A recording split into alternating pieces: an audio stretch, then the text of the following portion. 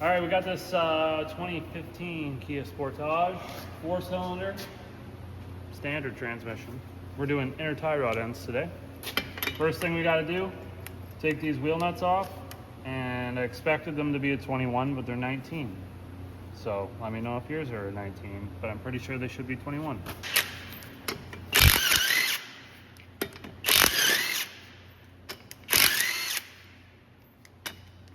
All right, these are the inner tie rod ends that we're going to be changing out. These are from Mevo Tech. They are Supreme chassis parts. I believe they're the same from left to right.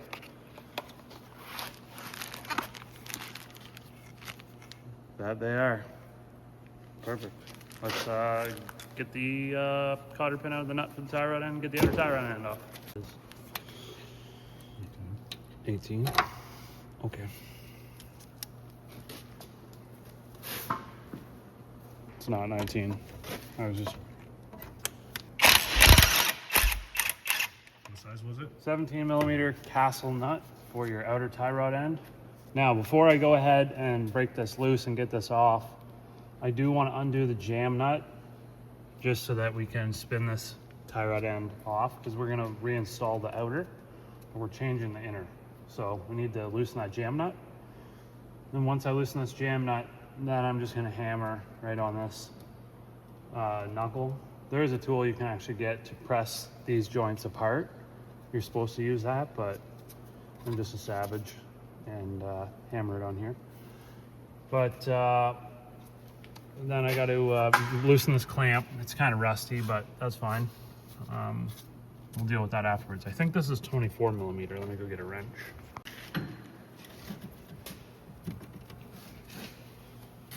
All right, we're just gonna put this 24 millimeter wrench on here.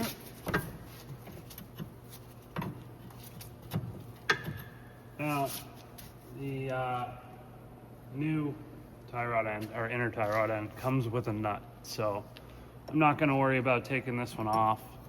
But if yours doesn't come with a nut, you might wanna like clean up some of the threads or whatever. But the threads from this point forwards are gonna be clean. So really you just gotta clamp vice grips on here, hold it. This one actually, you can't really see because of the rust, but you could fit a wrench on here. I don't know what size it is, but then you could hold this and take the nut off to put it on your new tie rod end. All right, let's take this off now.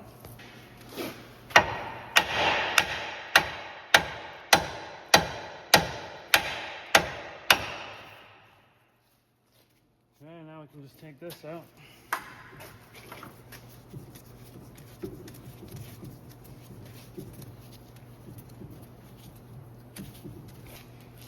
Limp.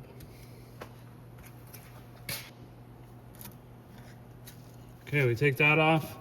Now, there's another clamp that's in there. You can see it's silver looking. And we need to get that off so that we can access the, we need to take this boot completely off. So I guess we do need to take this nut off. But then we can get this boot off of here. Have to cut that clamp. They're a one-time use clamp. All right, we gotta take this nut off, so. And once that's off, we take our clamp off. I'm gonna use probably a pry bar.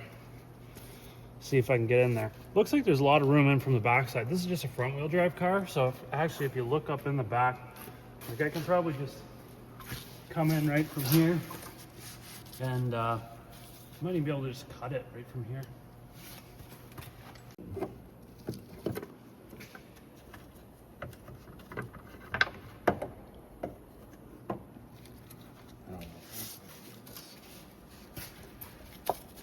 Nope, I gotta use a zip disc. I don't even know if I'm gonna be able to get in here, but we're gonna try.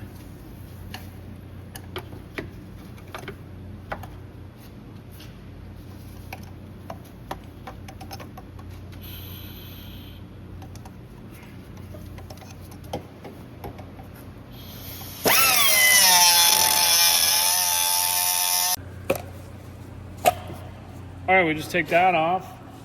And now we have access to remove this. So I've actually got a special tool that's for removing inner tie rod ends. So I'm gonna get that and show you. Can you show us the play in it?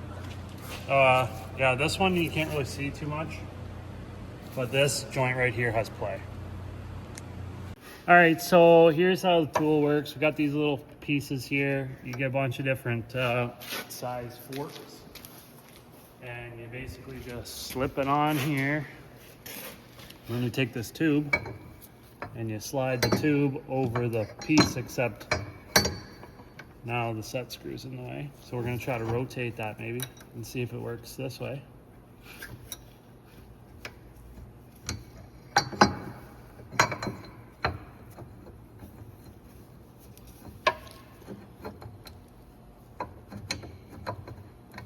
Maybe, maybe not. All right, so now we're gonna remove this inner tie rod out. Just like that, very simple, lefty loosey, righty tighty.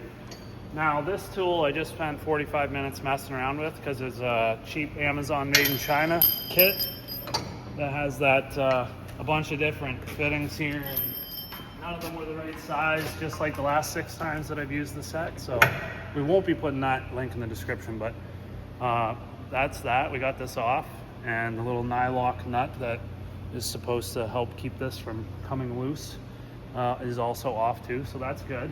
And now we can just clean this up and make sure. You can see there's some silicone in there. I don't know if they've siliconed around where the boot goes on to just help seal it, keep moisture out. Don't know, but we're ready to install the new parts now. Okay, so putting this on was really fun. I felt like it was definitely gonna break. I started one side and then used a screwdriver to just like pry it over, and it popped into place. I got a bit of a gap here, but not much I can really do about that. Kind of protrudes, like you can see how it sticks out there. The other one I don't think did, but whatever, doesn't matter. My tool is gonna go over it. That's the only problem with these tie rod ends, is there's like a locking ring on every single one of them, and they're all different. But you can't just use a regular wrench for the most part, because when you try to stick it on there, the wrench is too wide and it won't go on, and they just screw you. So if you're at home, you could, besides buying that tool, you could use like a pipe wrench. That would probably get it off. In this case, it's pretty easily accessible.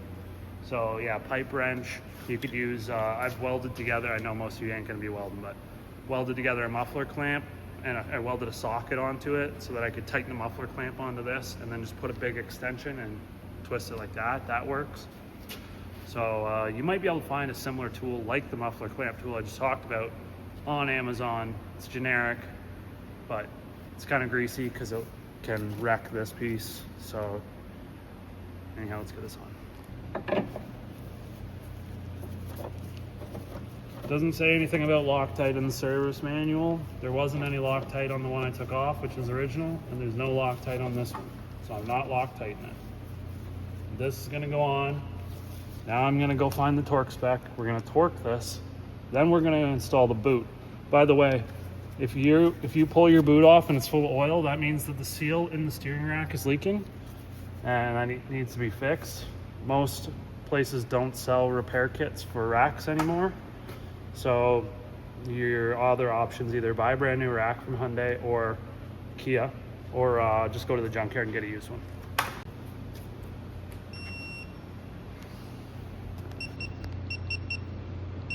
All right. Okay, so I'm gonna torque this thing on, and I couldn't find a torque spec anywhere for this thing. It shows the disassembly and assembly of the rack, doesn't give me numbers for anything. For this piece anyways, so just put it on as tight as you feel, I guess. I don't know what to tell you. Can't find numbers, pretty stupid, but I torqued it to 77 foot-pounds. So do with that information as you will. All right, so then you can slide this boot on. There's a indentation in the inner tie rod end for this to seat into on this end. And then the other end just slides on. Now, instead of trying to fight it on now, I'm just gonna turn the wheel the other way so that this goes inwards. That's gonna help us install this. And then we can go ahead, install our clamp on here, put the nut on, and we can put a tie strap on the inner one. You can use a metal clamp or a zip tie, preferably metal clamp.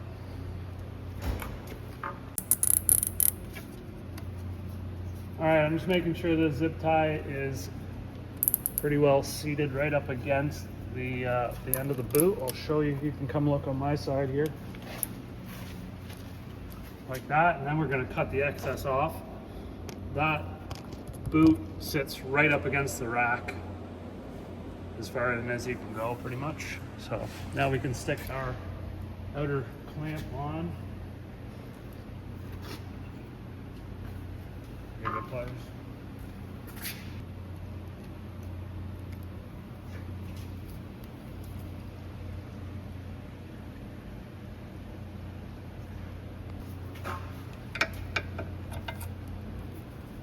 Yep, stick them on like that. Good one.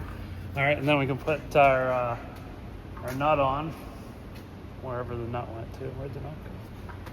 Oh, it's right here. Okay, so stick this on.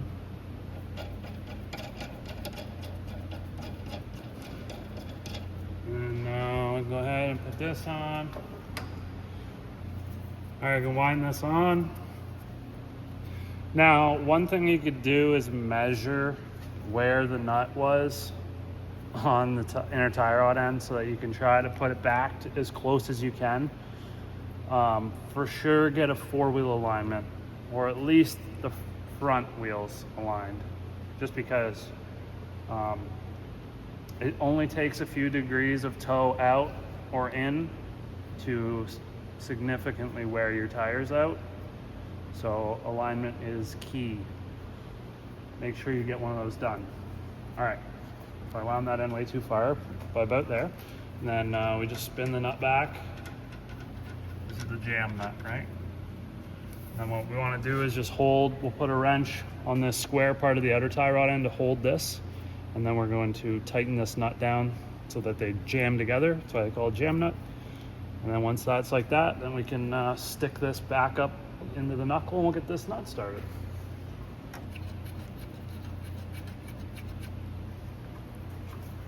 The team of alignment.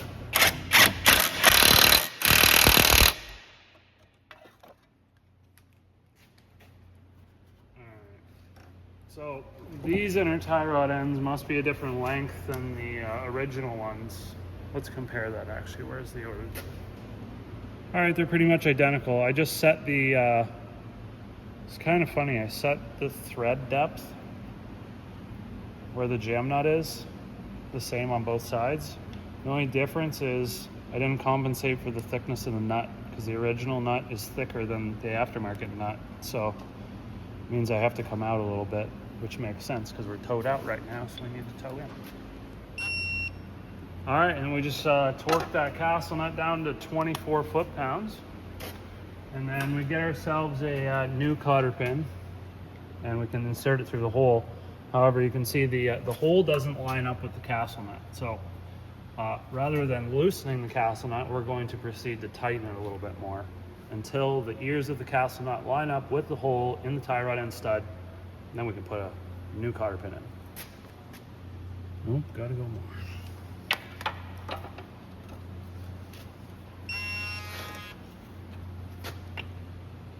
Gotta go more.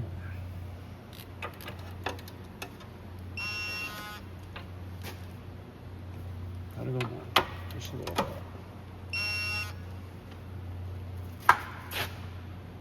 All right. You just stick this through. Give it the old bend. Just like that. Boom. Installed. And then the other side's exactly the same procedure as this one. So what you're going to do is get the other side done. And once they're both changed, then you can go ahead and try to set the toe. What you can do and what I do is I'll put the wheels on, and then I take a measurement with a tape measure from the tread in the tire, the same on both sides. So let's just say, for instance, we use this section right here, and then I'll hook the tape measure on here, and I'll measure it across from the front of the tire over to the other side on the same point, And then I'll take a measurement from the back of the tire over to the same point, and that'll give you your distance between the front and the back to tell you whether the tires are face outwards, you'll have a greater distance in the front compared to the back, or if the tires are towed inwards and you want them to be, the numbers to basically be the same front to back,